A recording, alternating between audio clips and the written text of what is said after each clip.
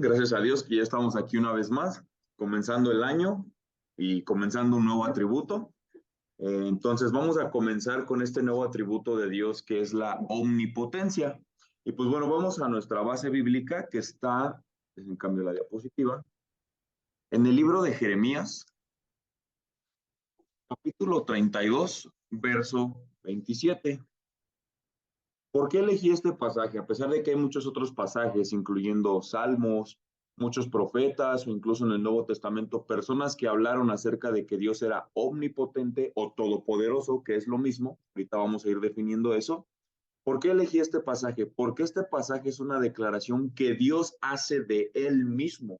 No es el salmista David diciendo, aquí tú eres todopoderoso. No, no, no. Dios a sí mismo se llama todopoderoso, ¿ok? Y lo vamos a ver. Jeremías 32:27 dice así: He aquí que yo soy Jehová, Dios mismo hablando, Dios de toda carne. ¿Habrá algo que sea difícil para mí? En otras versiones dice, ¿habrá algo difícil para mí o imposible para mí? Y pues bueno, vamos a lo primero. ¿Qué significa que Dios sea omnipotente o un sinónimo todopoderoso? Creo que todos hemos escuchado este término. Hay hasta películas que se titulan Todopoderoso, uno, dos, etcétera.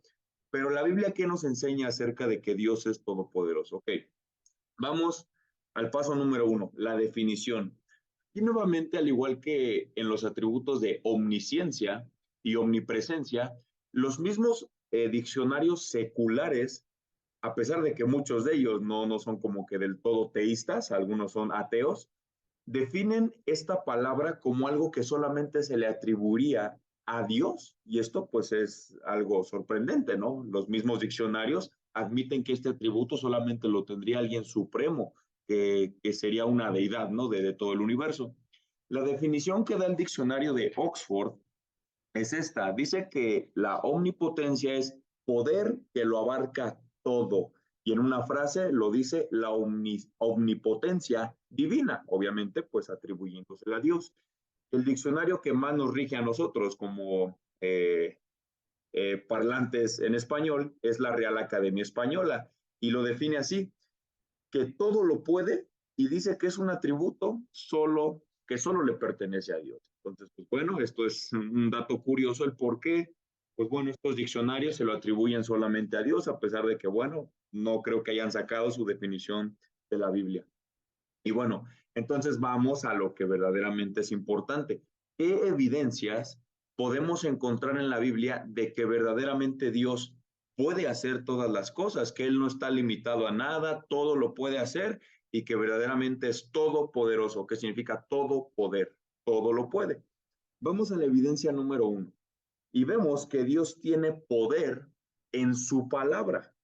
Ok, dirás, poder en su palabra. Vamos a Génesis 1. Muchas veces hemos escuchado, la palabra de Dios tiene poder, pero estoy seguro que esta frase va mucho más allá de lo que nosotros podemos simplemente imaginar. Y desde el Génesis 1, ya el poder de la palabra de Dios está presente. Y vean de qué manera. Vamos a leer el versículo 1 y 2. En el principio creó Dios cielos y tierra. ¿Ok? Entonces, bueno, aquí al momento de que te está diciendo que Dios fue el que creó los cielos y la tierra, lo que automáticamente se nos viene a la mente es de que, ok, me imagino que tal vez la tierra era como una bola de plastilina y Dios utilizó sus manos para ir dándole forma, como cuando en la primaria te mandaban a hacer una maqueta de la sabana, de la selva, y tú ibas así como que poniendo arbolitos, ibas, no. Esa no fue la manera en la cual Dios creó los cielos y la tierra. Vean lo que dice el versículo 3. Y dijo Dios, sea la luz, y fue la luz. No tuvo que hacer ningún movimiento físico o pues sí algo que requiriera una mecánica o una fuerza para poder crear la luz. Él simplemente dijo, no dice hizo la luz, no, dijo Dios, sea la luz, y fue la luz. Versículo 6, dijo Dios, hay expansión en medio de las aguas y separe las aguas de las aguas. Versículo 9, dijo también Dios, júntense las aguas que están debajo de los cielos en un lugar y descúbrase lo seco, y fue así. Versículo 11, Después dijo Dios, produzca la tierra hierba verde, hierba que dé semilla, árbol de fruto, que dé fruto según su género.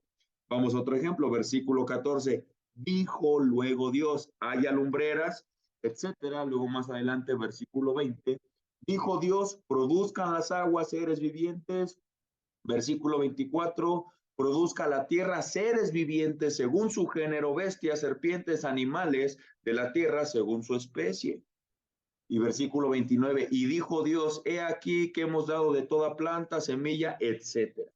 Entonces vean cómo el simple hecho de que cuando nosotros pensamos en que la palabra de Dios tiene poder, ya desde aquí podemos darnos cuenta que nosotros no tenemos la capacidad de comprender cómo Dios hizo un universo tan perfectamente afinado solo con el sonido de su voz.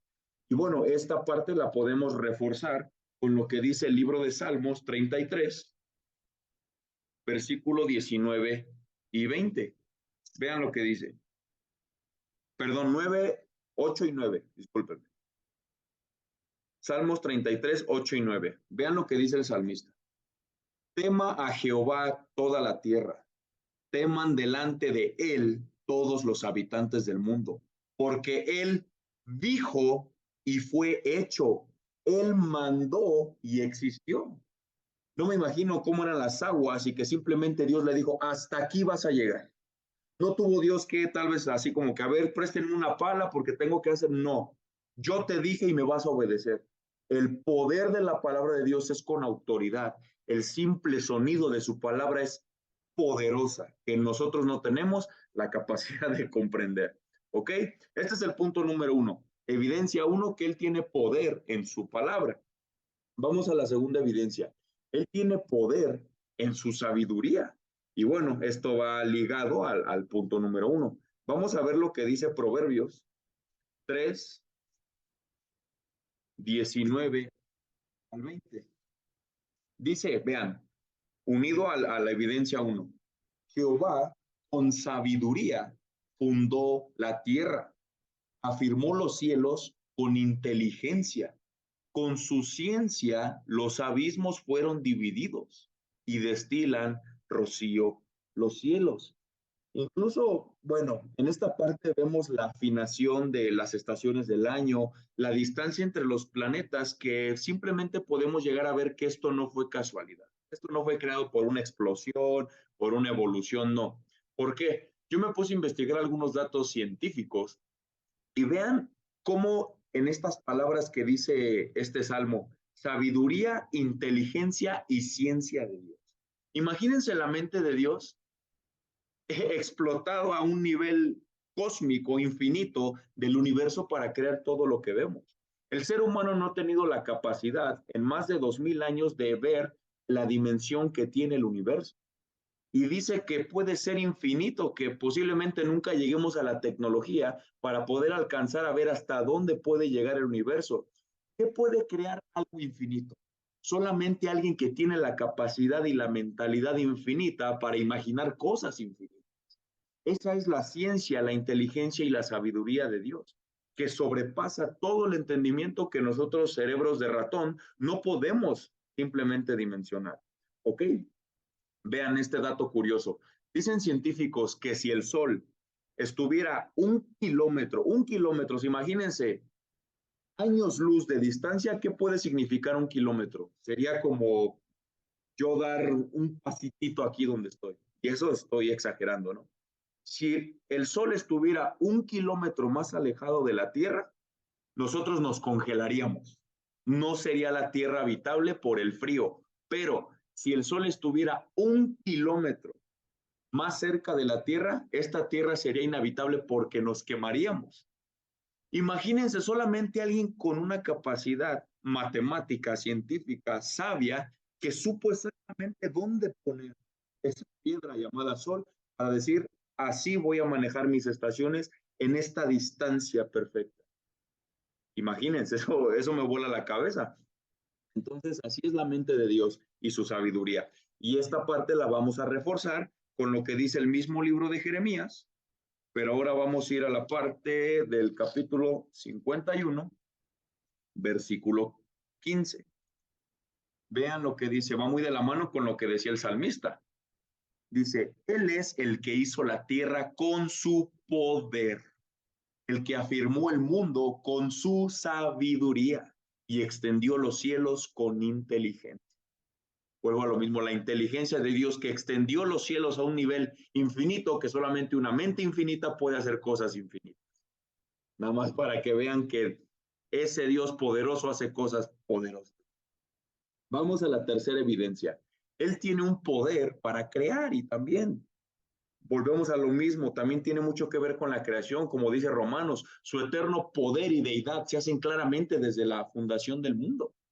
Y aquí estamos viendo el poder de Dios simplemente en ese hecho histórico como la fundación del mundo. Vamos a ver el poder de Dios para crear. Volvamos al libro de Proverbios. Bueno, ya de antemano Proverbios es un libro de sabiduría inspirado por Dios. Y pues bueno, vemos que tiene una sabiduría impresionante, ¿no? Es por eso que aquí sacamos muchas evidencias de la mente de Dios, ¿no? Y eso a un nivel muy limitado para que nosotros lo entendamos. Vamos a Proverbios 30, versículo 24 al 31. Vean lo que dice. Cuatro cosas son de las más pequeñas de la tierra y las mismas son más sabias que los sabios. Esto es muy importante. Dios va a mencionar cuatro cosas de la tierra que son más sabias que los sabios, dando a entender, más sabios que Mahatma Gandhi, los grandes pensadores, que Platón, Aristóteles. Imagínense, vamos a ver qué describe que esas cosas que son más sabias que los sabios. Las hormigas, pueblo no fuerte, y en el verano preparan su comida. Los conejos, pueblo nada esforzado, y ponen su casa en la piedra. Las langostas que no tienen rey y salen todas por cuadrillas. La araña que atrapas con la mano y está en el palacio del rey. Tres cosas hay de hermoso andar, y la cuarta pasea muy bien. El león, fuerte entre todos los animales, que no vuelve atrás por nada. El ceñido de lomos, asimismo el macho cabrío. Y el rey, quien nadie resiste. Y pues bueno, me llamó la atención esa parte que dice que hay cosas más sabias que los sabios, y él empieza a definir algunos animales. Dirás, o sea, ¿cómo no? No te entiendo, pero tal vez poniéndome un poco a investigar, Dios está diciendo que aún en algunas cosas de la vida los animales pueden llegar a ser más sabios que nosotros, mejores administradores, más prudentes, que ven un peligro y luego se esconden, pero nosotros no le queremos poner el pecho a las balas y a mí no me da el COVID porque Dios está conmigo y yo salgo y sin cubrebocas y no, y a mí no me tocan porque soy un príncipe de Dios. Bueno, pura barbaridad. Y les voy a decir un pequeño ejemplo. Hay una especie de pingüino que se llama el pingüino emperador. Ustedes pueden ver un documental de los pingüinos y hagan de cuenta que son unos terrenos inmensos de hielo y puede haber millones de pingüinos. Y lo que pasa es de que cuando un pingüino corteja a una pingüina, por así decirlo, cada año el pingüino va como a emigrar y vuelve, emigra y vuelve, y cada año de su vida vuelve a buscar a la misma pareja. Hasta en eso Dios puede llegar a considerar que incluso los animales son más fieles que nosotros. Ellos sí tienen una pareja y no andamos como, pues, personas que ya tienen 3, 4, 5 matrimonios y sabemos que Dios aborrece el divorcio. Entonces vean cómo hasta en esos pequeños detalles Dios te puede decir, mira, ese pingüino es más fiel que tú. Digo, obviamente sé que tal vez Dios no nos va a juzgar en base a las leyes naturales, ¿no? Pero, o sea, hablando un poco lo que dice este pasaje, que aún hay animales más sabios que tú. Vamos a poner otro ejemplo. Vean este dato que yo saqué. Los expertos estiman que solo el 5% de todas las especies mamíferas, excluyendo a los humanos, son monógamas. Es monógamos que solamente tienen una sola pareja. El ser humano no es un ser catalogado como monógamo, porque vemos diferentes culturas como la Islam. Ya, pues si puedes mantener 4 esposas, pues ten 4 esposas, no hay problema. Pero Dios no lo establece así. Entonces, bueno, pueden darse ahí cuenta de lo que les estoy diciendo. Vamos a poner otro ejemplo en el poder de Dios para crear. La complejidad del cuerpo humano, que debe haber muchas ramas científicas de la medicina, cardiología para el corazón, que para los huesos, para el sistema óseo, para el cerebro, la neurología, tantas ramas de la medicina para comprender una sola cosa, el cuerpo humano. Y vean, les voy a leer estos pequeños parrafitos de un artículo de un libro que se llama La máquina perfecta. Los invito a leerla, es un libro científico, pero que puede darnos una idea, ¿no? Dice así, los seres humanos nos caracterizamos por ser una especie curiosa e innovadora, que desde la antigüedad ha encontrado en la tecnología una forma de llegar a la perfección, inventando máquinas como la computadora, los teléfonos celulares, los cohetes y los automóviles. El hombre ha pensado que está a punto de alcanzar la perfección. Sin embargo, lo que el hombre ignora es que la máquina perfecta ya existe y se llama el cuerpo humano. Y esto es impresionante porque, o sea, el cuerpo es una máquina que cuando la estudias a fondo te vuela la cabeza. Tan solo estudien el ADN. Una célula tiene más información que 20 enciclopedias británicas, una sola célula de tu cuerpo. El ADN, recordemos el ácido desoxirribonucleico, es lo que contiene toda nuestra carga genética, nuestra estatura, nuestro color de ojos, nuestro largo de manos, nuestro color de pestañas, casi hasta cuántos cabellos tenemos. Y si nosotros tuviéramos la capacidad de extender ese hilo microscópico de ADN que tenemos en todo el cuerpo, podríamos estirarlo, llegar a la luna y de regreso. ¿Tú crees que toda esa información fue una simple causa de una explosión? ¿Quién puede hacer esas cosas infinitas tan meticulosas y tan imposibles de razonar? Solamente una mente con esa capacidad como la de Dios. ¿Ok? Entonces son cosas en las que el hombre se vuelve loco. Los ateos dicen, es que me niego a creer que existe un Dios. Pero muy dentro de ellos lo saben, que solamente un Dios infinito puede llegar a ser algo así, ¿no? Bueno, eso es un ejemplo, no nos podíamos aventar una clase completa acerca de esto, ¿no? Pero vamos a ir a la otra evidencia, el punto 4. Dios tiene poder para juicio o para juzgar. Vamos a ver lo que dice Proverbios 21, versículo 2. Dice, todo camino del hombre es recto en su propia opinión, pero Jehová pesa los corazones. Otras versiones dice, pero Jehová juzga los corazones. Entonces aquí lo que podemos ver es de que Dios ve más allá de las obras humanas. O sea, fuera de lo que hiciste, Él ve también las intenciones, tu corazón, desde qué momento eso surgió en ti para querer hacerlo. Estaba escuchándolo otra vez un testimonio de un asesino que le compartieron el evangelio y le decía al pastor, oye, pero ¿crees que Dios me pudiera perdonar mis pecados? Es que yo he matado a muchas personas, pero nada más me agarraron por un crimen que cometí, por un asesinato me agarraron, pero ellos no sabían que yo ya tenía una lista de 20 muertos. Entonces, el ser humano juzga solamente de acuerdo a las evidencias y a las pruebas de ese momento. Pero vean lo que Proverbios está diciendo, que Dios te va a juzgar desde el corazón. Vean la profundidad del juicio de Dios. ¿Cuál va a ser? Estás totalmente desnudo ante Dios. Y no estoy hablando físicamente, de corazón, de tu mente. Y vean cómo lo refuerza Mateo 12:36. Dice así.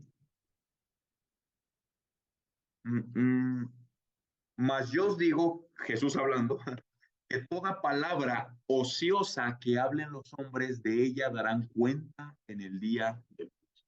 Cada palabra que ha salido de tu boca vas a tener que dar cuenta en el día del juicio. Y vamos a reforzarlo también con lo que dice Santiago 4, Santiago 4:12.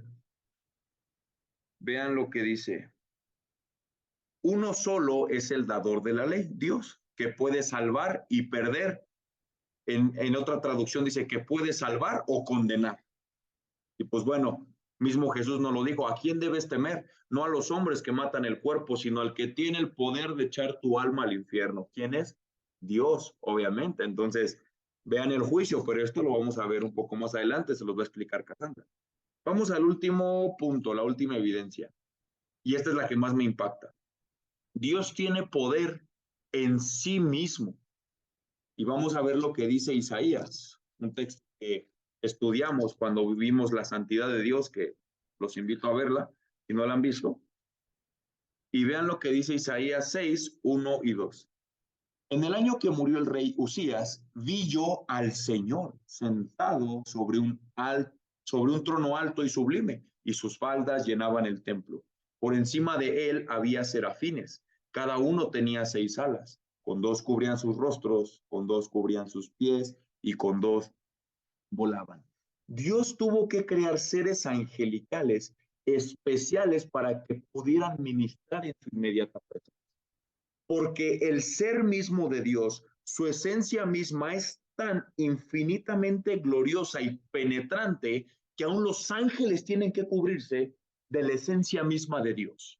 Porque si ellos se atrevieran a quitar las alas frente a Dios, serían desintegrados en un segundo. Y esto lo refuerza lo que dice Éxodo 33:20. ¿Se acuerdan cuando Moisés le decía a Dios, Dios, déjame ver tu rostro?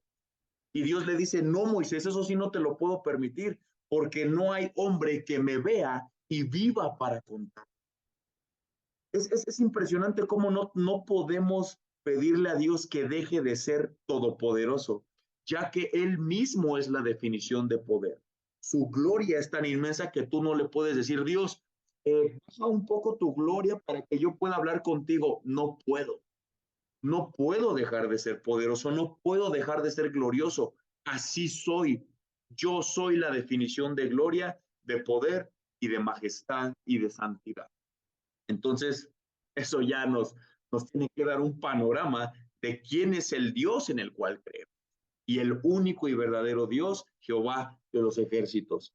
¿Ok? Entonces esto nos tiene que sorprender y empezar a cambiar nuestra noción de que, ay, no, yo tengo un diosito que me cabe en la bolsa y lo tengo como llavero. No. Dios es impresionantemente glorioso y poderoso. ¿Ok? Entonces, vamos a algo que puede ser controversial. Si yo les estoy diciendo que Dios es todopoderoso, que es omnipotente, todo lo puede y no está limitado a nada, y yo te pregunto, ¿hay algo que Dios no puede hacer? ¿Cuál sería la respuesta más lógica que te darías? Pues no, Amaury, porque me acabas de decir que Dios puede hacer todo. Entonces, ¿cómo te atreves a preguntarme que hay algo que Dios no puede hacer? Pues, ¿qué pasa si te digo que sí hay cosas que Dios no puede hacer? Pero no me malinterpretes, no estoy hablando una blasfemia. Vamos a ver lo que la Biblia nos dice y si es cierto que hay cosas que Dios no puede hacer. Vamos al punto número 1. Dios no puede tentar. Y ese versículo lo sostengo con lo que dice Santiago 1, versículo 13 y 14. Cuando alguno es tentado, no diga que es tentado de parte de Dios, porque Dios no puede ser tentado por el mal, ni él tienta a nadie, sino que cada uno es tentado cuando de su propia concupiscencia es atraído y seducido. ¿Ok? Vamos a otra cosa que Dios no puede hacer. Dios no puede negarse a sí mismo. Y esto es impresionante. Vean lo que dice segunda de Timoteo 2, versículo 13. Si fuéramos infieles, Él permanece fiel. Él no puede negarse a sí mismo. Vaya la fidelidad de Dios. Eso es impresionante. No puedo dimensionar que el ser mismo de Dios es tan fiel a sí mismo, que, o sea, que por eso dice la Biblia que Él hace las cosas por amor de su nombre.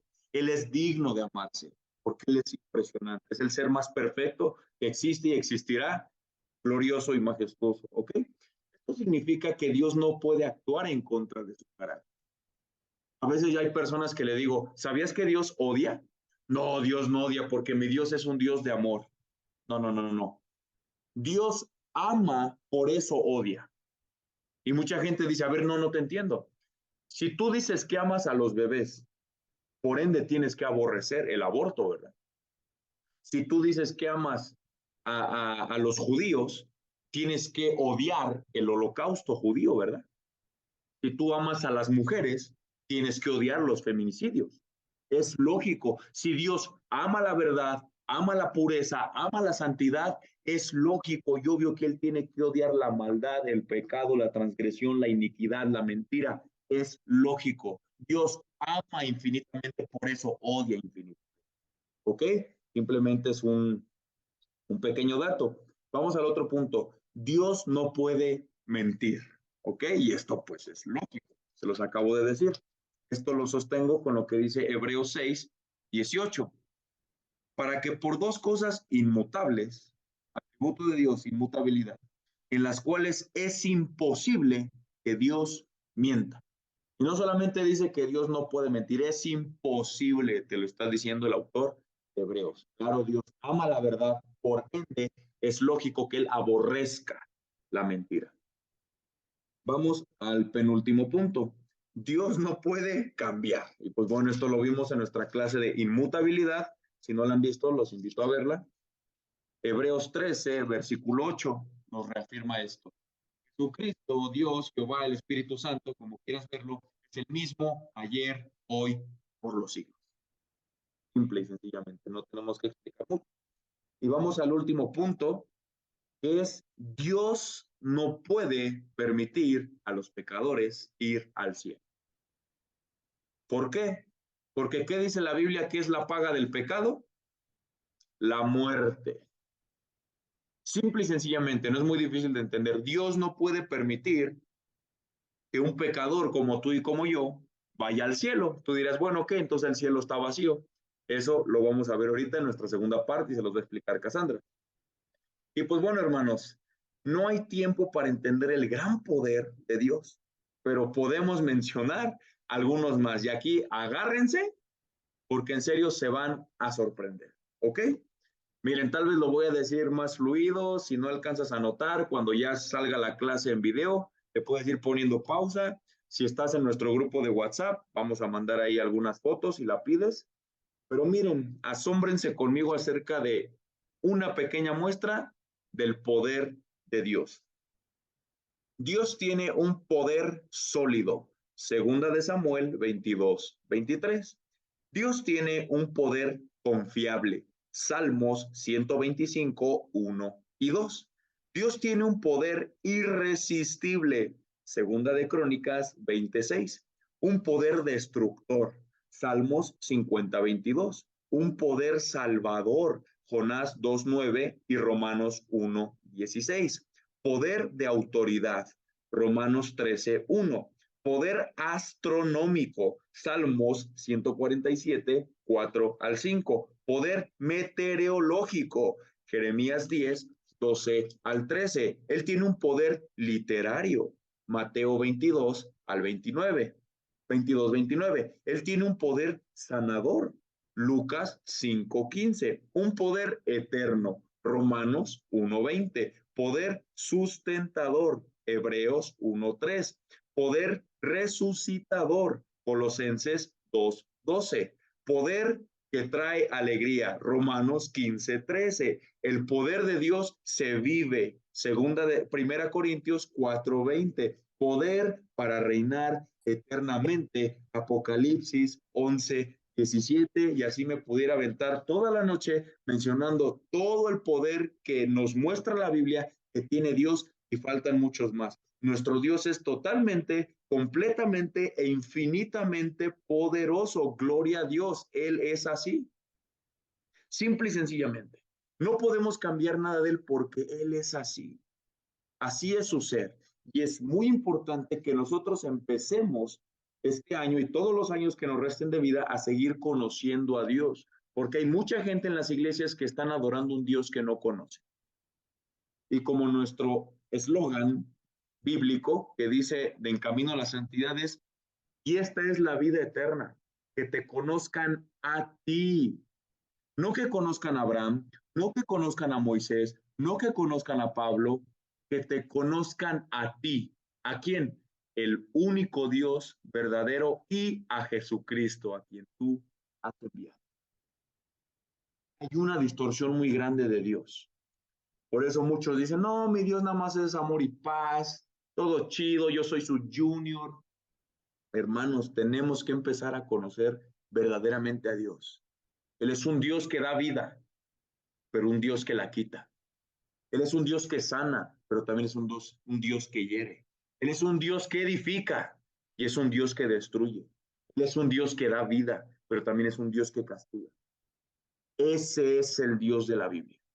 Y tenemos que empezar a conocerlo verdaderamente como es, aunque a veces nos duele, hermanos. Sí, somos tan malos que lo que es bueno nos hiere, como les pasó a los fariseos. Se creían buenos, pero vino verdaderamente el que era bueno y les caló. Y si te cala, gloria a Dios, porque es lo que hace el Espíritu Santo. Te convence, te redarguye de tu maldad y agradeceselo a Dios.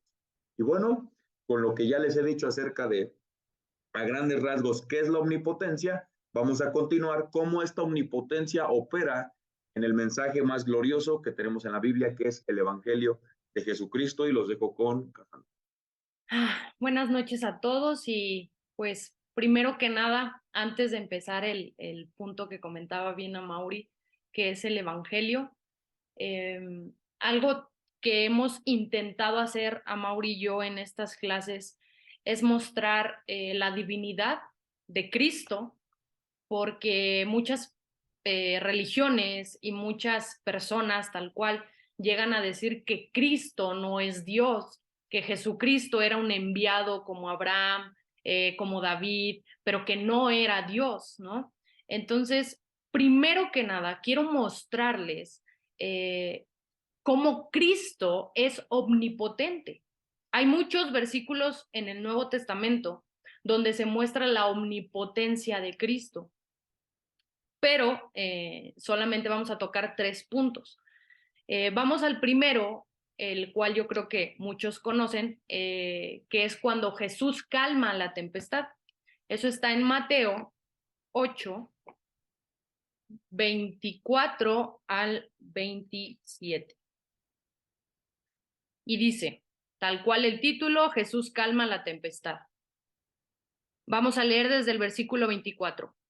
Y he aquí que se levantó en el mar una tempestad tan grande que las olas cubrían la barca, pero él dormía.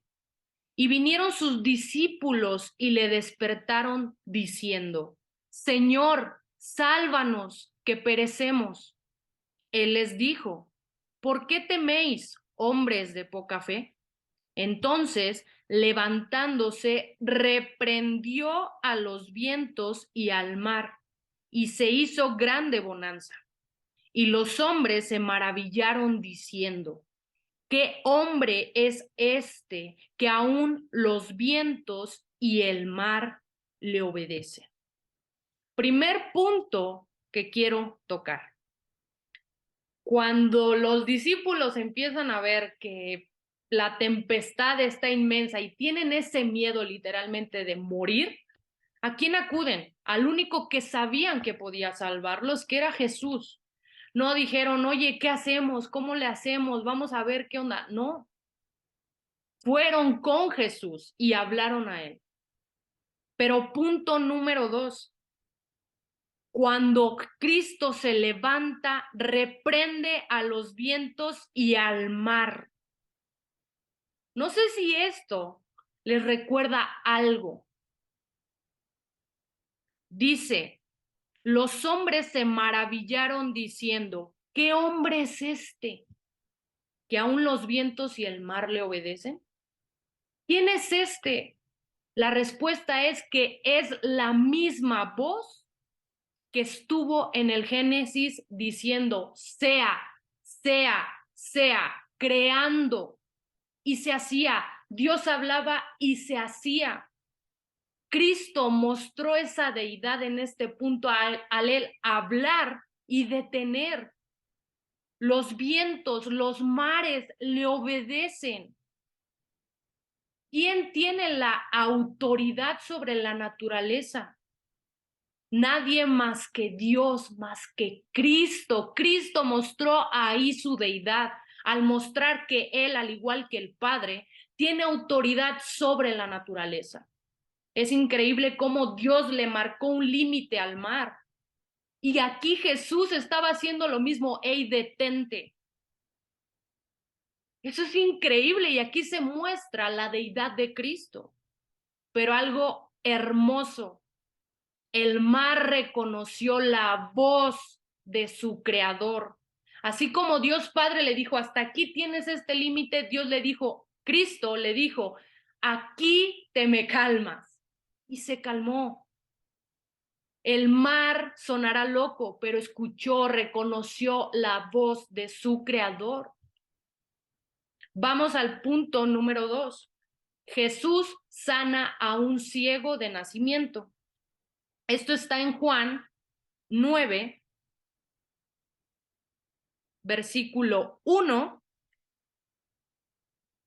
que dice, al pasar Jesús vio a un hombre ciego de nacimiento. De ahí nos vamos al versículo 6 y 11. 6 al 11, perdón. Dicho esto, escupió en la tierra e hizo lodo con la saliva y untó con el lodo los ojos del ciego. Esto lo hizo Jesús. Y le dijo, ve a lavarte en el estanque de Siloé, que traducido es enviado. Fue entonces y se lavó y regresó viendo. Entonces los vecinos y los que antes le habían visto que era ciego decían, ¿no es este el que se sentaba y mendigaba? Unos decían, él es, y otros, a él se le parece. Él mismo decía, yo soy. Y le dijeron, ¿cómo te fueron abiertos los ojos? Respondió él y dijo, aquel hombre que se llama Jesús hizo lodo, me untó los ojos y me dijo, ve al Siloé y levántate. Y fui y me lavé y recibí la vista. Esto es impresionante. Vean el poder que tenía Jesús para hacer a un ciego de nacimiento el hecho de que volviera, el hecho de que viera por primera vez. Pero a mí aquí algo que me hace ver la sabiduría de Dios es cómo los discípulos le preguntaban a Jesús en versículos anteriores. Le decían, Rabí, maestro, ¿quién pecó? A sus padres para que haya nacido ciego. Le preguntaban, ¿qué pecado tan grande hizo? ¿O qué fue lo que hizo para que este hombre naciera ciego? Y vean lo que Jesús le responde. No es que pecó ni sus padres, sino para que las obras de Dios se manifiesten en él. Aquí está diciendo, él fue ciego de nacimiento para que ustedes vieran mi poder, para que ustedes vieran esa deidad que yo tengo y lo que yo puedo hacer. Me es necesario hacer las obras del que me envió. Entre tanto que el día dura, la noche viene, cuando nadie puede trabajar. Entre tanto que estoy en el mundo, luz soy del mundo. Esto es increíble, hermanos. Aquí se muestra que ese propósito y miles de propósitos que Dios llega a hacer en su inmensa sabiduría es para mostrar su poder, es para mostrar quién es Él, para que conozcas más de Él. Y eso es glorioso. Y vamos al último punto, que es la hija de Jairo. Esto está en Marcos 5, versículo 38 al 42. Dice, y vino a casa del principal de la sinagoga y vio el alboroto y a los que lloraban y lamentaban mucho. Y entrando, Jesús les dijo, ¿por qué alborotáis y lloráis? La niña no está muerta, sino duerme. Y se burlaban de él. Mas él, echando fuera a todos, tomó al padre y a la madre de la niña y a los que estaban con él, y entró donde estaba la niña. Y tomando la mano de la niña, le dijo, Talita cumí, que traducida es, niña, a ti te digo, levántate. Y luego la niña se levantó y andaba, pues tenía 12 años, y se espantaron grandemente. Pero él les mandó mucho que nadie lo supiese, y dijo que se le diese de comer. Hermanos, ¿qué poder más grande pudo mostrar Dios, Cristo en este momento? Y un punto importante, lo cual comentaba a Mauri. ¿Quién es el que da la vida y el que la quita? Dios. Dios da la vida y la quita. Aquí Jesús mostró que Él podía dar vida. Él, el único, solamente Dios puede dar vida. Y Jesucristo hizo esa obra en esta niña. Nadie más puede dar vida. Nadie más puede hacer esa obra de que alguien esté muerto y le dé vida más que Dios. Dios la da y Dios la quita. Aquí el poder que tenía Cristo, mostrando que Él también era Dios. Pero la omnipotencia de Dios, sin duda, fue más allá de lo que pudiéramos imaginar, hermanos. Si quisiéramos entender un poco del poder de Dios, miremos la cruz y miremos el Evangelio mismo y recordemos lo que dice la palabra, porque el Evangelio es poder de Dios para salvación. Eso es glorioso. ¿Cuán poder más grande para salvar a miles de pecadores que no podían salvarse a sí mismos? Porque díganme, hermanos, ¿quién se puede salvar a sí mismo? ¿Quién no necesita de Dios para ser salvo? Que alce la mano. Y sabemos que la única manera de que uno pueda decir, yo puedo llegar solito al cielo, es que nunca hayas pecado. ¿Quién lo ha hecho? ¿Quién podría hacerlo? Nadie. Nosotros desde que nacemos fuimos concebidos en pecado. El pecado estaba dentro de nosotros. Es imposible que tú digas que te puedes salvar. Y aquí es donde quiero que analicen y vean el poder de Dios para salvarnos, que nosotros no podíamos porque desde que nacimos merecíamos la muerte, merecíamos la justicia de Dios sobre el pecado. A mí me encantó el fin de semana que el pastor hizo una alusión de la Trinidad.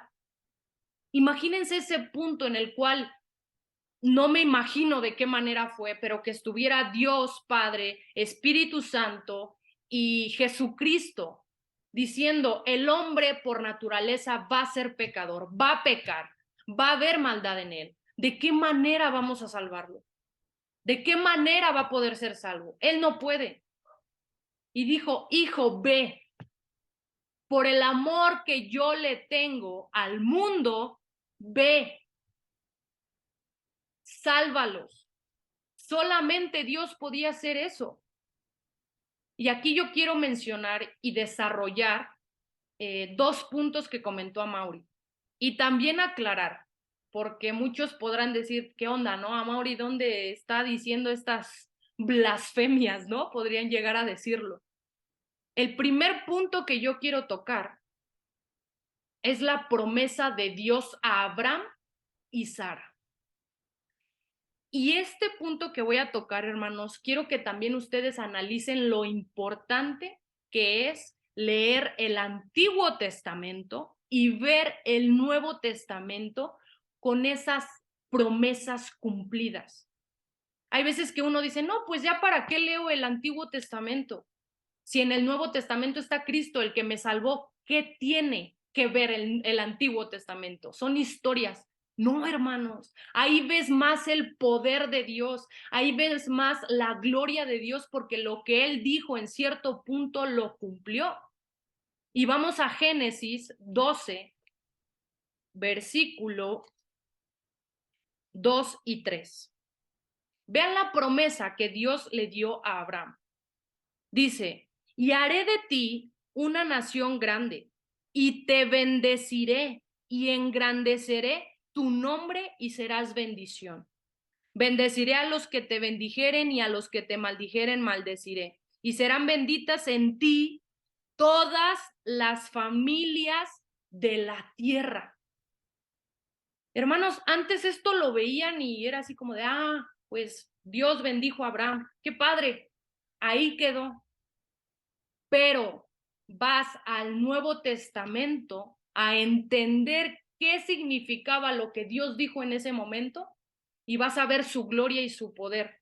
Vamos a Gálatas 3:8. A mí me llama mucho la atención lo que dice de todas las familias serán benditas. Gálatas 3:8. Dice, y la escritura, previendo que Dios había de justificar por la fe a los gentiles, dio de antemano la buena nueva a Abraham, diciendo, en ti serán benditas todas las naciones. Muchos creen que los gentiles entramos en el plan de Dios cuando Pablo le empezó a predicar a los gentiles. ¿Qué crees? La palabra nos muestra que esa promesa estuvo desde Abraham. Dios le prometió a Abraham que serían benditas todas las naciones. ¿Y qué es todas? Entran los gentiles, no solamente el pueblo de Israel. Vean lo importante que es conocer Antiguo y Nuevo Testamento. Pero vamos a otra parte, vamos a Génesis 18, allá adelantito, versículo 9 al 14. Dice, y le dijeron, ¿dónde está Sara tu mujer? Fue cuando llegaron 3 ángeles en la presencia de Abraham y ellos le dijeron, ¿dónde está Sara tu mujer? Y él le respondió, aquí en la tienda. Entonces dijo, de cierto volveré a ti y según el tiempo de la vida, he aquí que Sara tu mujer tendrá un hijo. Y Sara escuchaba a la puerta de la tienda que estaba detrás de él. Y Abraham y Sara eran viejos, de edad avanzada, y a Sara le había cesado ya la costumbre de las mujeres. Se rió pues Sara entre sí, diciendo, después que he envejecido, ¿tendré deleite, siendo también mi señor ya viejo? Entonces Jehová dijo a Abraham, ¿por qué se ha reído Sara diciendo, ¿será cierto que he de dar a luz siendo ya vieja? ¿Hay para Dios alguna cosa difícil? Al tiempo señalado volveré a ti y según el tiempo de la vida, Sara tendrá un hijo. Hermanos, ahí Dios mostró su poder al darle a Sara el poder ser madre junto con Abraham. Pero ahí no se quedó el asunto. Era necesario el nacimiento de Isaac para que Cristo estuviera, para la simiente, que la cual era Cristo.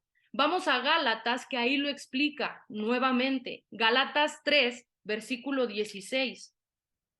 Dice, ahora bien, a Abraham fueron hechas las promesas y a su simiente. No dice a las simientes. Punto que recalcar, a la simiente, no a las simientes. Y aquí mira, más claro ni el agua. No dice y a las simientes como si hablase de muchos, sino como de uno, y a tu simiente la cual es, no es Isaac, es Cristo. Ahí está la promesa de Dios hecha. Nuevamente, antiguo llega al Nuevo Testamento. Eso es glorioso, hermanos. Y vean cómo termina este pacto tan hermoso que hizo Dios en Lucas 1:37. Aquí están hablando acerca de que María iba a concebir a un hijo sin varón. Iba a ser el Espíritu Santo el cual iba a hacer la obra para que viniera Dios al mundo. Dice, y he aquí tu parienta Elizabeth, ella también ha concebido hijo en su vejez, y este es el 6º mes para ella, la que llamaban estéril. Ahí todos decían, ¿cómo voy a concebir del Espíritu Santo? Eso es una locura, necesito de un hombre. Y vean lo que dice, porque nada hay imposible para Dios. Era lo mismo que le dijeron a Sara, nada hay imposible para Dios, que hay algo que Dios no puede hacer. Aquí se mostró cuando Cristo, de qué manera vino al mundo. Eso es glorioso, hermanos, y se ve el poder de Dios. Ahora vamos al segundo punto, el cual yo creo que fue el que más les movió la cabeza y dijeron, oye, Amaury, ¿cómo que Dios no puede aceptar a pecadores en el cielo si todos somos pecadores? ¿Qué me estás diciendo? Y punto número 1, quiero mostrar que lo que Amaury dijo es verdad y lo dice la palabra. Lo dice en Josué 24:19, pero quiero leérselos en la Nueva Traducción Viviente. Vean el punto, para que vean que lo que dijo Amaury es verdad, la palabra lo dice.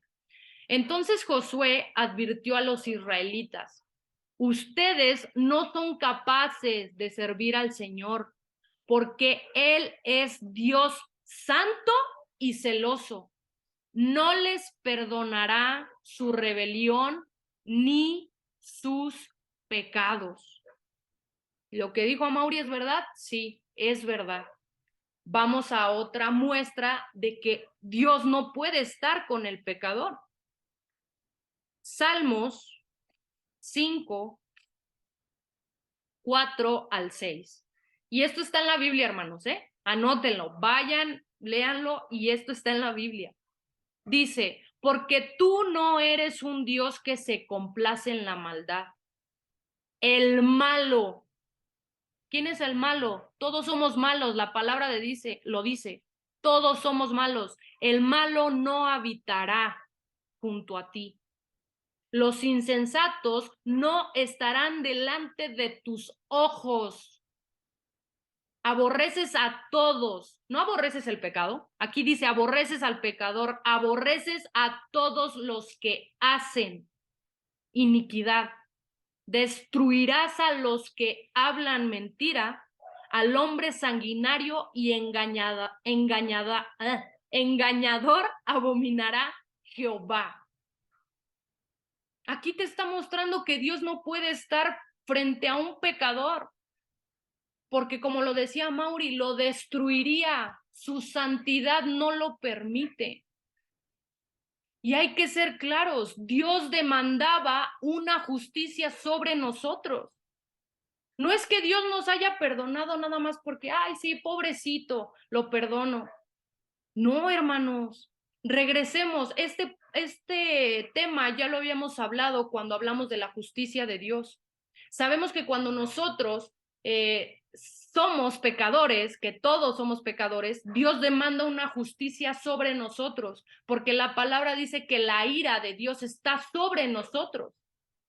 Entonces, nosotros teníamos que pagar esa deuda que teníamos en contra de Dios. Dios no podía hacerse de la vista gorda, dirían por ahí, porque ¿cómo quedaría Dios? Como un Dios que no es justo, que solamente se hizo de la vista gorda y dijo, bueno, los voy a perdonar. No, hubo un sacrificio, la justicia fue saciada en Cristo.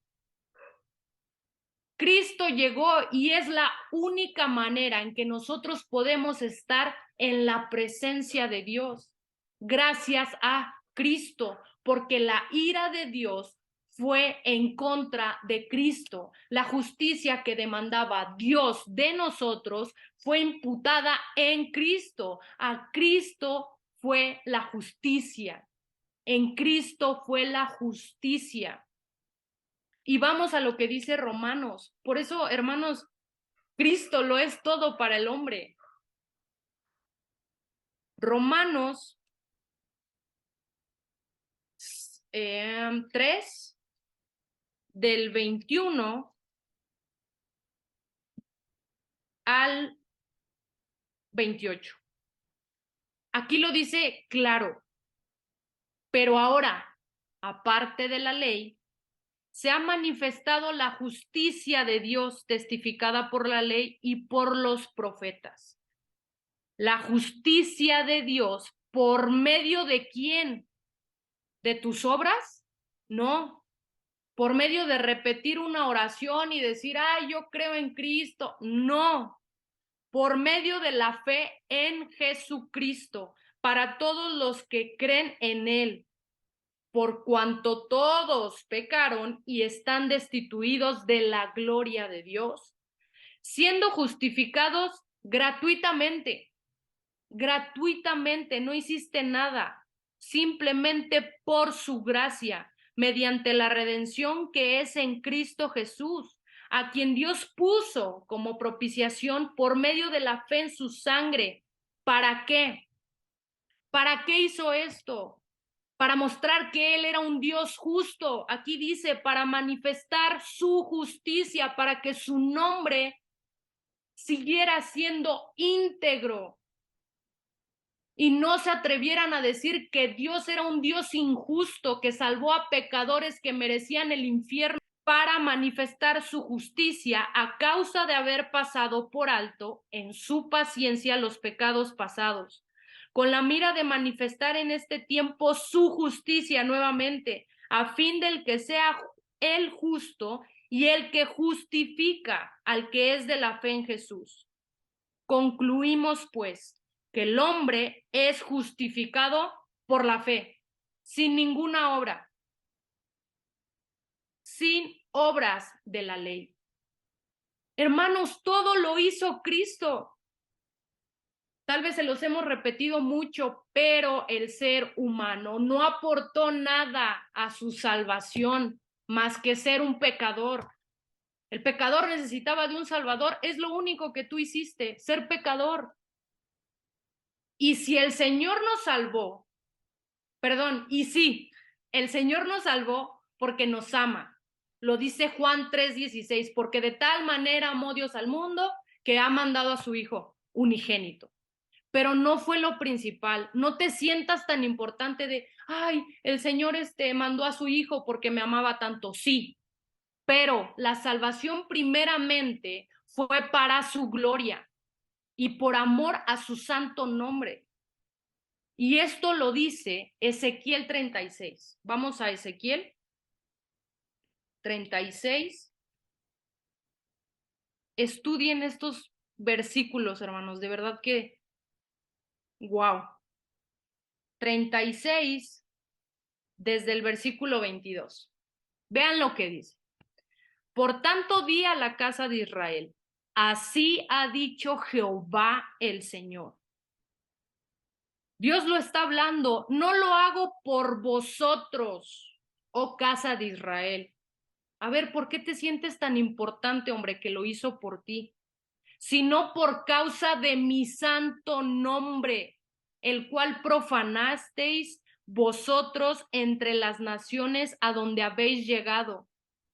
Y santificaré mi grande nombre, profanado entre las naciones, el cual profanasteis vosotros en medio de ellas. Lo único que podía hacer bien el hombre es blasfemar el nombre de Dios. Es lo único que hacía bien. Y sabrán las naciones que yo soy Jehová, dice Jehová el Señor, cuando sea santificado en vosotros delante de sus ojos. Y quiero que analicen en qué punto hace algo el hombre para salvarse. Vean, escuchen. ¿Con qué empieza? Y yo os tomaré de las naciones, y yo os recogeré de todas las tierras, y yo os traeré a vuestro país. Yo esparciré sobre vosotros agua limpia, y seréis limpiados de todas vuestras inmundicias, y de todos vuestros ídolos os limpiaré. Y yo os daré corazón nuevo, y yo pondré espíritu nuevo dentro de vosotros, y yo quitaré de vuestra carne el corazón de piedra, y yo daré un corazón de carne, y yo pondré dentro de vosotros mi espíritu, y yo haré que andéis en mis estatutos y guardaréis mis preceptos y los pongáis por obra. Habitaréis en la tierra que di a vuestros padres, y vosotros me seréis por pueblo, y yo seré a vosotros. Hermanos, ¿dónde está el ser humano aportando algo para su salvación? ¿Dónde? ¿Dónde están las obras del hombre para ganar el favor de Dios? ¿Qué hizo el hombre para que el Señor tuviera misericordia de él? No hizo nada. Dios hizo todo. Si crees que haciendo cosas buenas alcanzarás la salvación de Dios, no conoces el evangelio verdadero. Y estarás entrando solo en algo que ahora está de moda, ser un moralista. Ay, no hagas eso, eso es malo. No lo hago. Hago esto, pero no hago esto. Simplemente eres moralista. Eso no te va a hacer ganar el favor de Dios. Si crees que tú puedes decidir aceptar o no a Cristo, no conoces el evangelio. Hay muchas iglesias que haciendo una oración dicen, ay hermano, pasa enfrente el que quiere recibir, el que quiere aceptar a Cristo. ¿Dónde está eso? ¿Crees que tú eres capaz de decir, ay, voy a ver si acepto o no acepto la salvación de Dios? O sea, ¿en qué cabeza cabe? No conoces el evangelio. Basta de un evangelio enfocado en el hombre y entendamos que todo recae en Dios. La salvación toda fue de Dios. No hicimos nada nosotros para ganar esa gracia. Y hasta el hecho de creer no es de nosotros. Es el poder de Dios que nos permite creer. Es un don de Dios y no lo digo yo, lo dice la palabra. Efesios 2:8. Para los que dicen, yo puedo creer. En mí está en creer o no en Cristo. ¿Qué crees? No, ni siquiera eso está en ti. Dice, porque por gracia sois salvos por medio de la fe. Ahí todo claro. Pero dice, y esto no es de vosotros, pues es don de Dios. El Señor da el don de creer. El que tú creas que Cristo hizo todo. El que tú creas que Cristo resucitó. El que tú creas que tu esperanza más grande es Cristo no es por ti, es porque Dios puso ese don en ti. Dios tiene el poder para al corazón más duro llevarlo al arrepentimiento. Tú no tienes ese poder. Lo vi en mi nuevo nacimiento. Yo no me imaginaba en un punto arrepentida verdaderamente por lo que yo era ante Dios. Ese arrepentimiento me lo dio el Señor. No fue mío, porque si hubiera sido mío solamente hubiera sido un remordimiento, el cual se me va en unos días, hasta meses si quieres. Pero un verdadero arrepentimiento, el cual te transforma para la gloria de Dios, solamente lo puede dar el Señor. Solo Él tiene ese poder. Dios tiene el poder de hacerte creer que solo en Cristo está tu salvación. Tú no. Él hizo algo extraordinario con el poder de su palabra. Él dijo, cree. Cassandra cree, Amaury cree, Lisbeth cree, Gina cree, Mari cree. Tú no hiciste nada. Cuando entiendas que la salvación depende completamente del Señor, tu vida va a cambiar. Verás a Dios de otra manera. Y vamos a ver cómo la salvación depende de Él. Romanos 9, versículo 15 y 16. Dice, pues a Moisés dice, tendré misericordia del que yo tenga misericordia, y me compadeceré del que yo me compadezca. Así que no depende del que quiere ni del que corre, sino de Dios que tiene misericordia. Y vamos a mostrar otra muestra en Jonás, versículo 2:9.